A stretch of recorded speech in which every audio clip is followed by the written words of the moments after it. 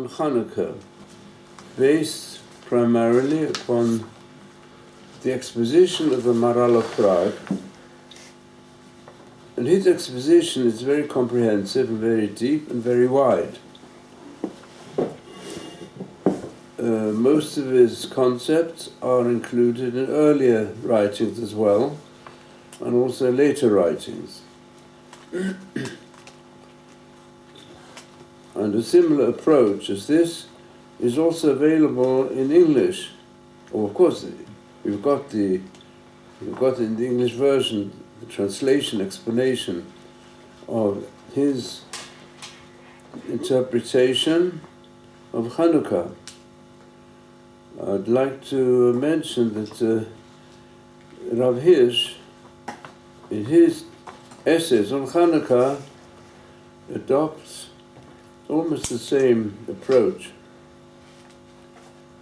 It's also available in English. So now we'll start on page Chav Beit with the Sefer Ner Mitzvah. Just 5 lines from the top, first column, where he quotes here the question of the Gemara, my Chanukah. What is Chanukah? Which Rashi says, on which miracle did they fix the laws of Chanukah?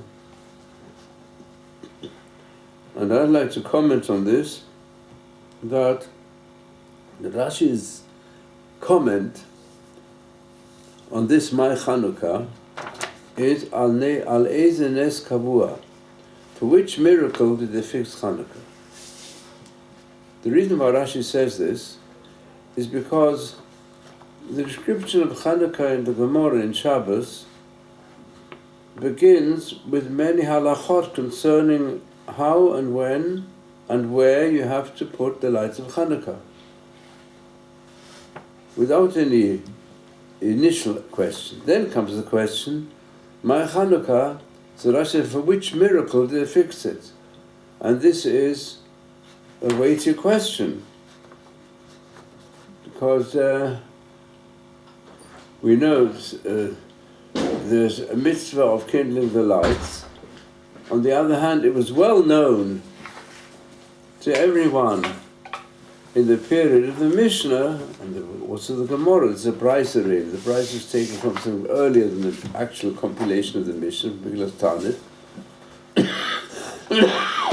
So early on, it was certainly known to all Jews who concerned themselves with the oral tradition, with the learning of Gemara, that Chanukah had many miracles. I mean, the major miracles described in many books, also let's say there's a Hebrew Yosifon. It's really a Hebrew version of the history of the Maccabeans. Of course, there was many also people who knew Josephus.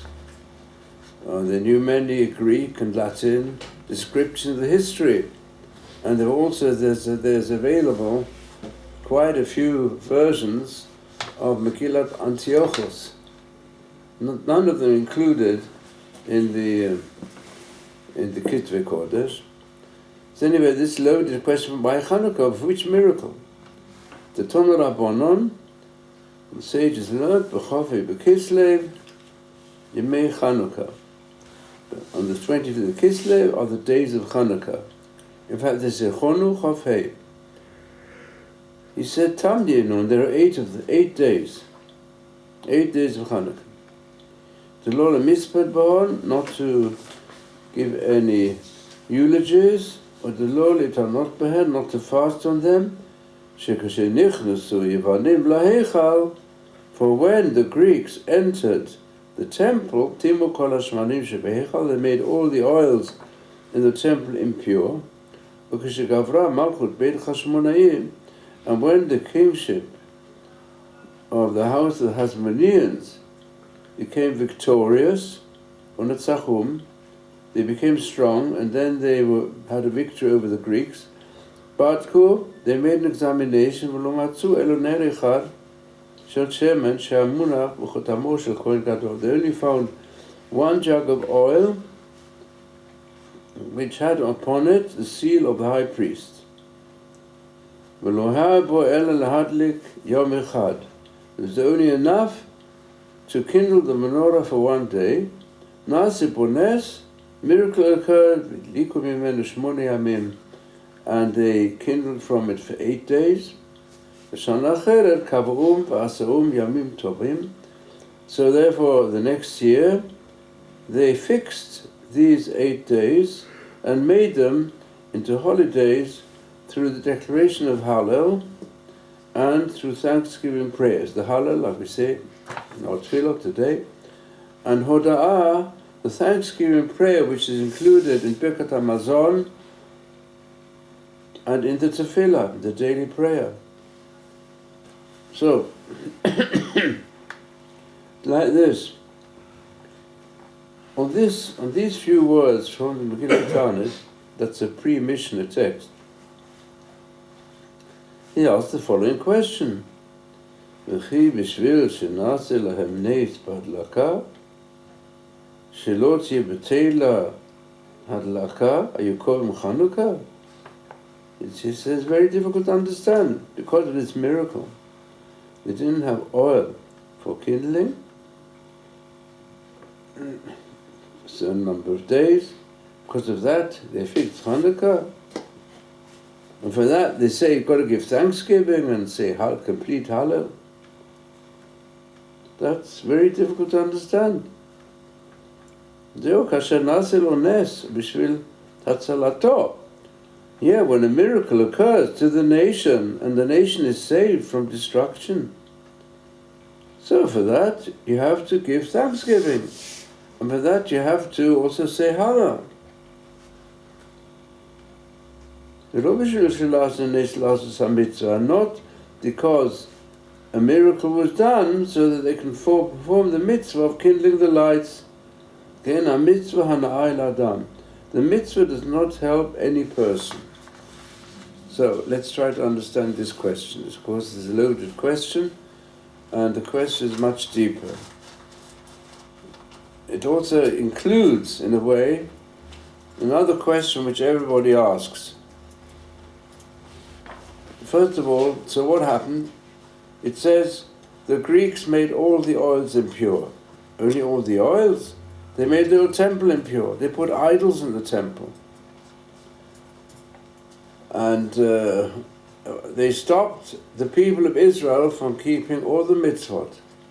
Yeah, and especially we know, especially Milah, the Shabbat, and Chodesh, but also many other mitzvot. And they even killed people when they were performing mitzvot. So this is celebrated in the way one gives the thanksgiving, because the thanksgiving prayer doesn't mention thanksgiving for the oil. It's a prayer of thanksgiving for the people of Israel being saved from destruction. Because the Greeks, they didn't mind if Jews followed their religions, their idolatry, and their sports. They didn't mind if the Jews became like the Greeks. That was fine.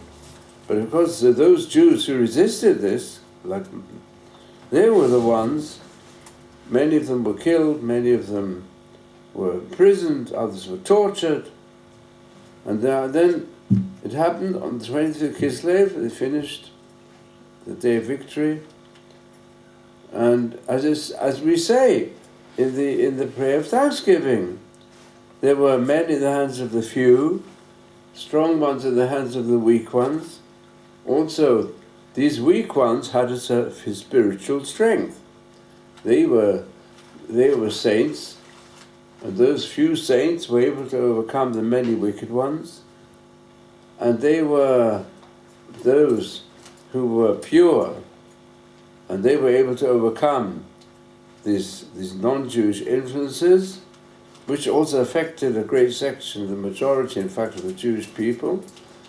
And V'zeidim, and these presumptuous ones, the ones who actually were battling here were people who busied themselves with Torah, and they taught it and spread it, despite the fact that it was a decree that anyone who spread the Torah would be tortured, imprisoned. This is what we thank Hashem. We thank Hashem for the way in which the Maccabeans gave a certain amount of independence already to the Jewish people. And the Jewish people at that time, those who were interested in Judaism and interested in upholding the purity of the temple, that's one part of it. But this miracle of the oil, it was a great miracle, but had no real significance. What was the significance of 8 days? They all say because after 8 days they could already prepare fresh, pure oil. Right? And they only found one jug of pure oil because that on the seal of the high priest, it must be pure. But all the others became impure. So this makes no difference to anyone. That's what he says, it doesn't make a difference. It's no pleasure, no benefit for human beings. If the dedication of the temple would have been done a week later, wouldn't make any difference to anybody. Especially because of the oil, what's the specific significance? And then there's my other things. First of all, this miracle existed all the time, beforehand. It says, where did you find that miracle? It was the Ner Marovi, the western lamp which turned to the Holy of Holies, that burnt 24 hours, although they only put enough oil for the 12 hours for the night. And it burnt double. It never went out. From the time of the sanctuary, the first Beit HaMikdash and the second Beit HaMikdash, until the death of Shimon HaTzadik. It went on. We know after Shimon HaTzadik, when he died, that's when the Hellenists began to have power over the Jewish people. Then it stopped. So it was really a rekindling of the concept of the Ner Marovi. So there's a deeper symbolic significance, you could say, but nevertheless, in itself, it didn't make it. How could you compare this miracle to all the other enormous miracles that saved thousands and even hundreds of thousands of lives? And even, as I've said in previous year, to some extent, saved true monotheism and a moral God for all future generations, for Jews and non-Jews. So it's a much bigger miracle. So that's the question here. The question is even more. We celebrate Mahadrin min Mahadrin far more than any other mitzvah, whether it's become accepted amongst Jews, even those who are not so particular about the mitzvah, that they go and follow the custom.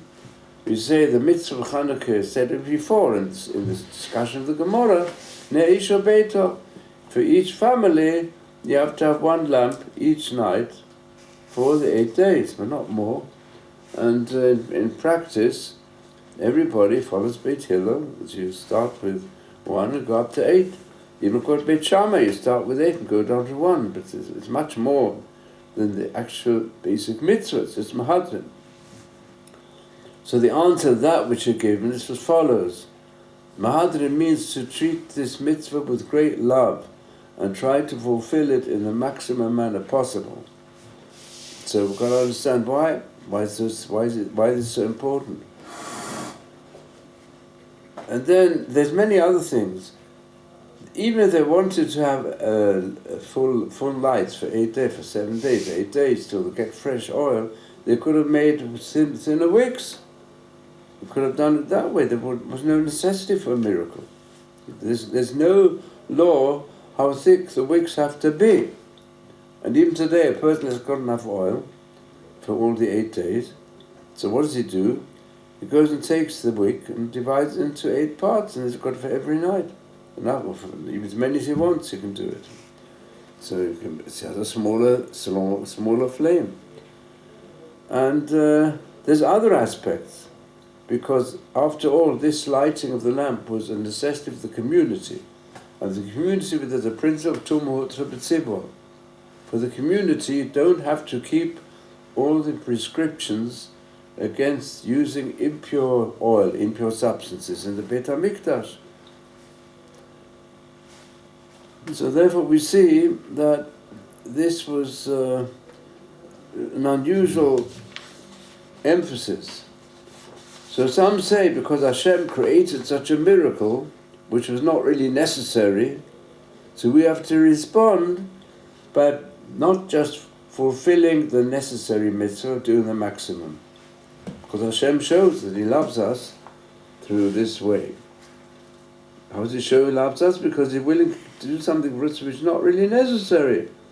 So we should also not approach the mitzvot of the Torah to say that we don't just want to do what's necessary, we want to do what's best. Well, so therefore he says like this.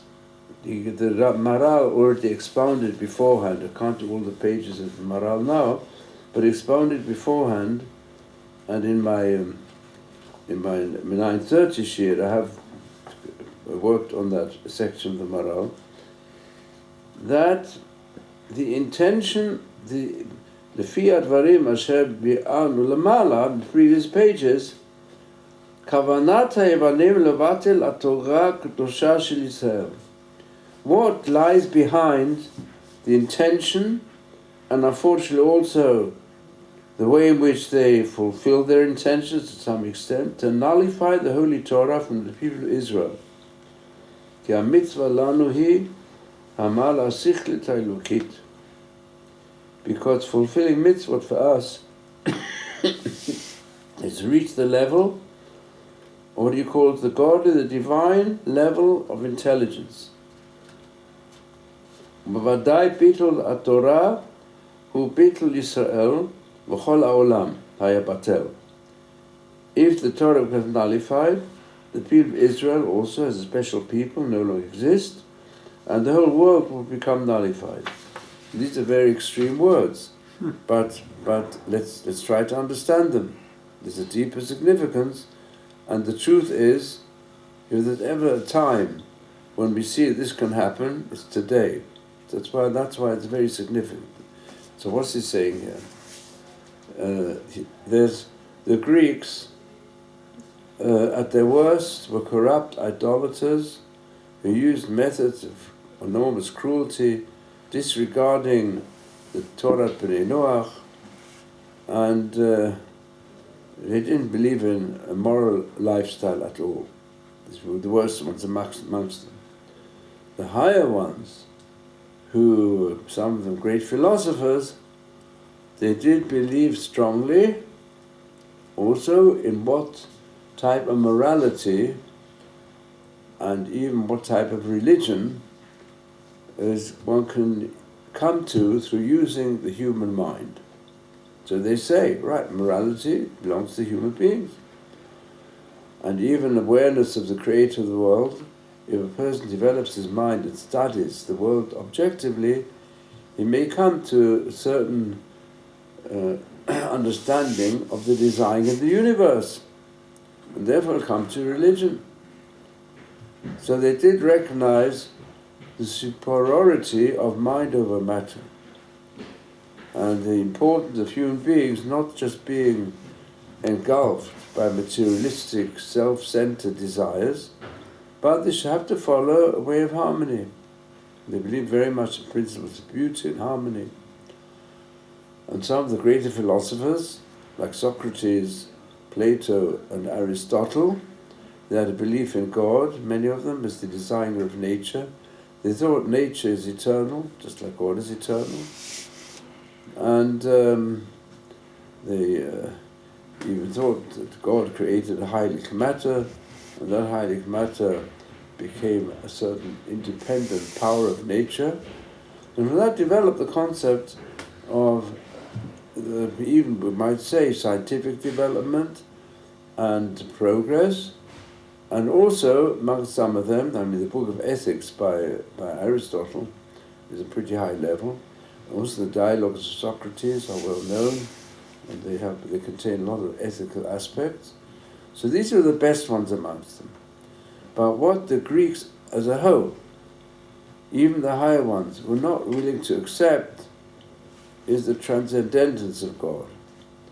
That God is really transcendent, is utterly beyond the mind of man, and at the same time, he is also the power within the universe.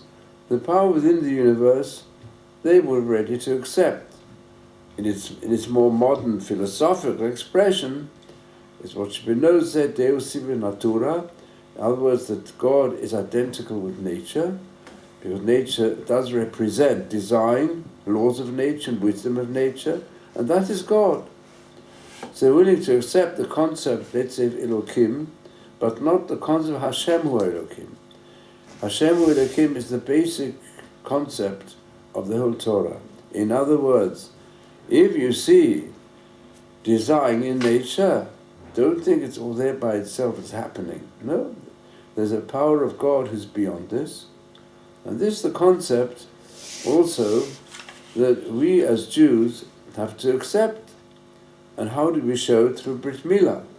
Brit Milah is really changing human nature. Human nature was created by Hashem.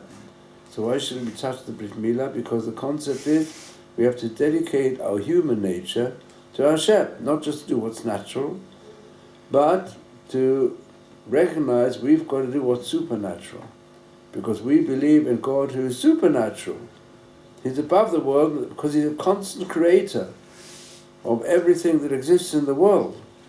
And that was difficult for them to accept, as it is also until today, to some extent.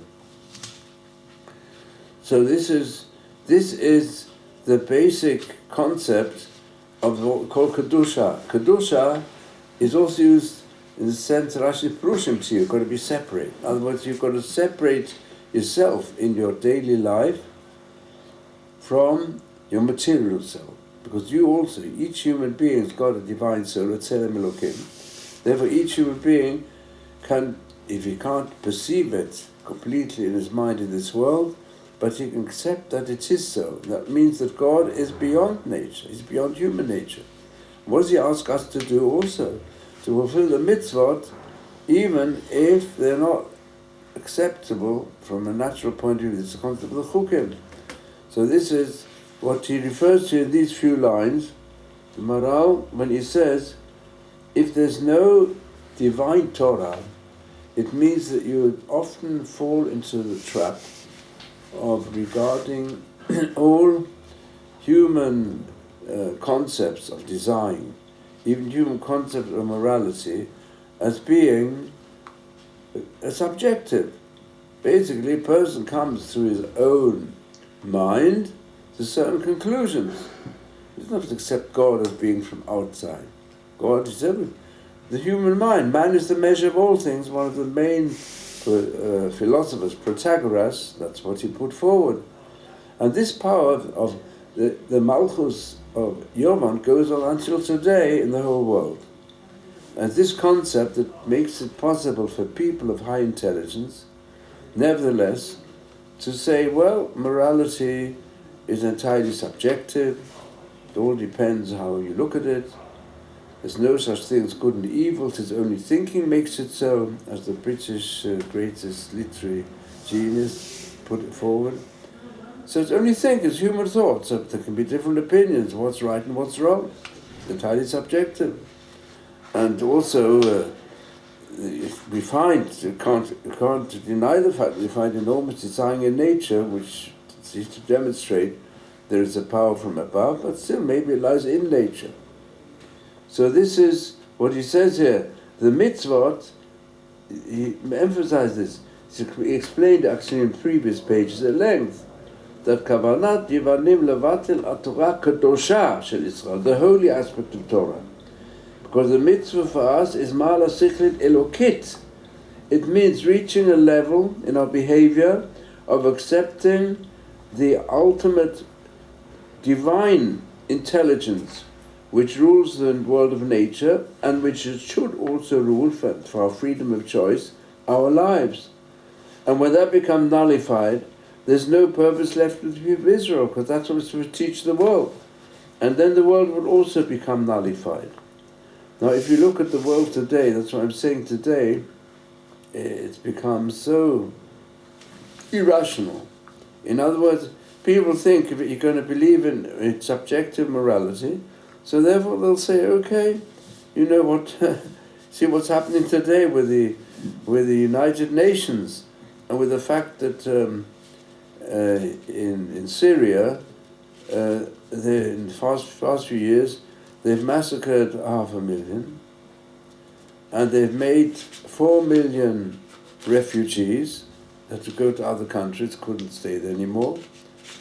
And they say the 8 million that are left, they're also without food and they're left in a state of oppression.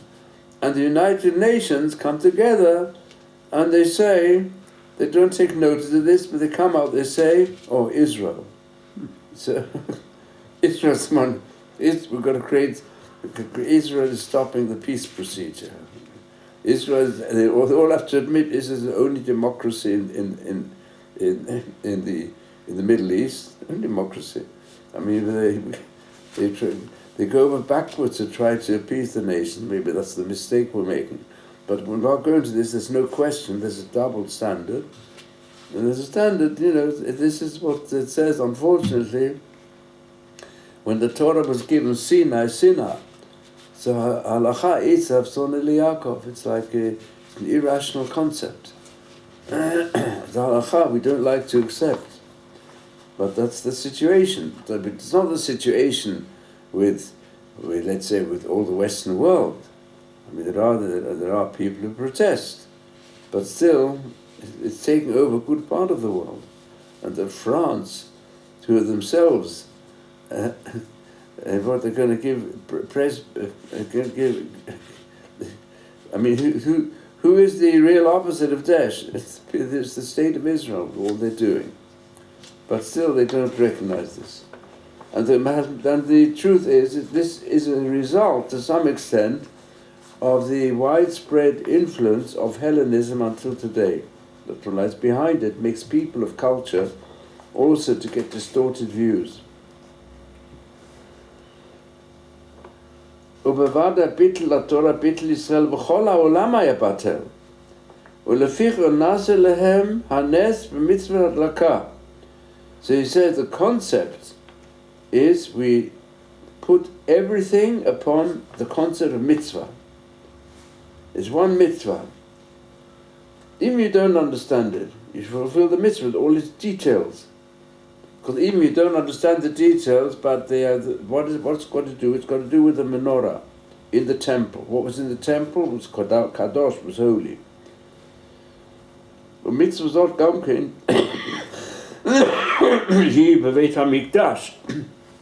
שכל כוונת היוונים לבטל התורה השכלית הקדושה בישראל. What was their intention? As the Maral explains, they wanted to nullify. They didn't mind aspects of the Torah that fitted in with their concept of morality, whichever level it was, their concept of intelligent approach to nature, which many of the halachot do reflect. But they said the temple? What's the point of having a temple without an idol inside? The whole purpose of temples is to glorify the beauty of different images. That was their they had many temples all over the world. The Greek temple, what's wrong with it? And even afterwards, when they transformed the Hellenism to combine it with the Torah, because they knew the Septuagint and they developed it and they made a combination. And initially, it would appear that Christianity was mainly based upon bringing the concept of the Messiah. It's already come, and we've got to follow even the ways of the Messiah. They think the Messiah, to keep the laws of the Torah and hope for the rebuilding of the temple. But then when it was developed by Paul, he saw the Jews not converting to Christianity, so he turned to the Gentiles, because the Gentiles were interested in religion. So they make a religion, and they make their churches. The churches are filled with statues of beauty, of human beings. And they find the nicest statues also, even of the heroes of the Bible. Where do you find the most beautiful statue for Moses? You find it in the churches. Oh. Yeah, by the great sculptors. And everything beautiful. That's a temple. That's a church. That's the way to worship God. So the Hellenist concepts have entered into a mixture. It's a mixture. I mean, it's a lot of there are a lot of even contradictions in the New Testament, one against the other. Some are what we would call come originally from the Torah, and some of them come originally from the Hellenists, and that's what we're left with. So even until today. But we say no, the temple is holy, it's separate from the material world.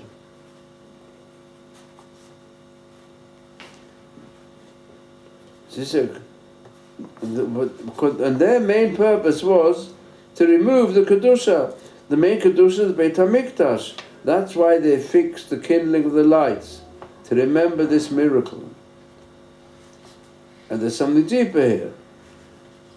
Obviously, it's not just the menorah. Why just the menorah? Because the menorah, Kinei Mitzvah, v'Torah, the 7-branch menorah, represents the power of Torah Shebal Peh. And the power of Torah Shebechtav is represented by the Holy Ark. The Holy Ark, which is generally covered, and from the lids of the Holy Ark came the Kruvim, and Hashem still gave a major part of the Torah over to Moses, Mibein HaKruvim. So that's the source of the true divine highest inspiration, is the Word of God. And what's in the Aron? In the Aron is the Sefer Torah.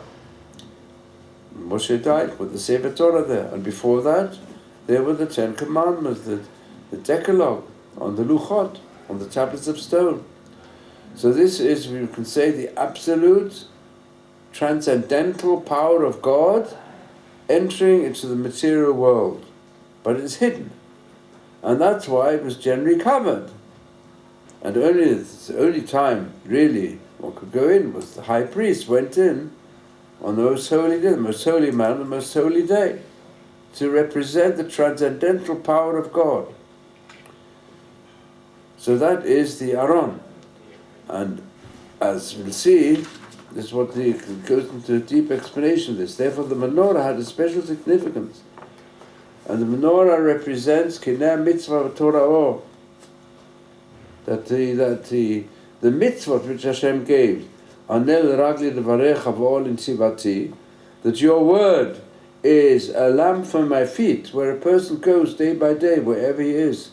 The mitzvot accompany him and show him the right path. And Ol Tzivati is the wider light that the person gets in all the basic concepts. It comes through the study of Torah. So you lighten up, even you might not understand the mitzvah. So they say the mitzvah is like the lamp, the container, and the oil and the wick. That's the mitzvah. But the flame represents the higher light. And the 7 flames, they all turn to the Ner Maravi, the western lamp, and the western lamp is turned to the Holy of Holies, and inside the Holy of Holies was the Or, the Aron, was the source of light, the hidden light, because more hidden.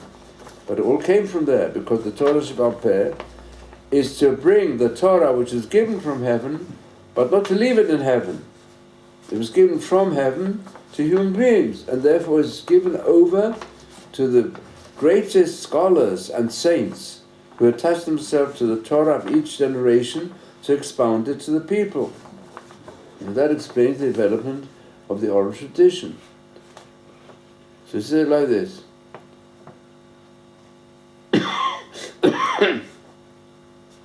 That he says, "Ika ma shekavu im Chanukah b'shvil shayu menatzchim et haYevanim." It's true. The main purpose days of Chanukah was that they conquered the Greeks. Rak shelo ha'nireh sha'ikar nitzachon hazeh al dei nes she'asaz Hashem yitbarach. He said the following, very important message for us today. From what they knew concerning all the miracles that took place in the battle of the few against the many, the righteous against the wicked, you couldn't see so much in a clear manner, in a concrete manner, that it came from Hashem. And people might say, how How do you know it didn't come from the strength of the Maccabees? They were great, they were very good fighters, and they dedicated themselves to fight against them, heart and soul and body. So we know, it says Shimon, he attacked an elephant, which had on it big weapons, and he died under the elephant because he had to get, because they were. I mean, how could they be able to be able to conquer them if they come with elephants and things like that, battering rams? So, and the truth is, what the Moral says here is today, unfortunately, amongst those who unfortunately have not been taught about Jewish sources, and they read about Maccabeans, historians, also simple people, and they say, Maccabi stands mi chamocha bagiburim. Yehuda. Mi kamocha bagiburim. Yehuda Maccabi. Yehuda was the hammerer, yes, and Yehuda, he was the main fighter. No matter how originated, but his son Yehuda was the leader of all the fighters. So there's been nobody as strong as him. And you'll find they make celebrations for the greatness of Yehuda Maccabi. And therefore they encourage Jews today also become a military hero. For so many people, the best thing, the greatest people are military heroes. And that's the most important thing. Well, with the Torah says it's a giba kovashet. Who's a giba? Who's a hero? Somebody who is able to control and direct his inclination for material life. That's the greatest giba. But this is the greatest giba, is the best fighter. The best fighters, these are the greatest people we've got. That's who is a hero. For the Jewish people, a hero is not somebody that fights and kills people. All right, this is the concept of the Hasmonean period in the eyes of many people. And even the Maccabea is not a religious celebration. It's a celebration for sport. I'm saying that you should know, in our yeshiva, we have managed quite a few of the most outstanding students who came here for the Maccabea. There were sportsmen. There was a student who was one of the biggest champions in America for sword fighting. So he got the Maccabea. Another one, and we had quite a few like that. I mean, you'd be surprised. I'm not revealing all the secrets. I still remember how a student came to us, to find out about Judaism. And what brought you? He said he was paid a ticket. Yeah, he's a sportsman. He came like a sportsman to the yeshiva with short pants and so on. I think you had to say, very good, why not? Pleased to accept them. And they became great heroes in Torah, some of them. So, I mean, some of the best, I can't think. But still, it can be used, and we have to use it. There's a Kfar Maccabi, which deals entirely with sports. So all these things are challenges to us today. And it's really our fault. It's our fault. I mean, it's the fault of us not doing enough to be makar of them, that they go in for those things. But still, we've got to do our best. Oh, I have to stop now, I'm sorry. I'll continue it tomorrow.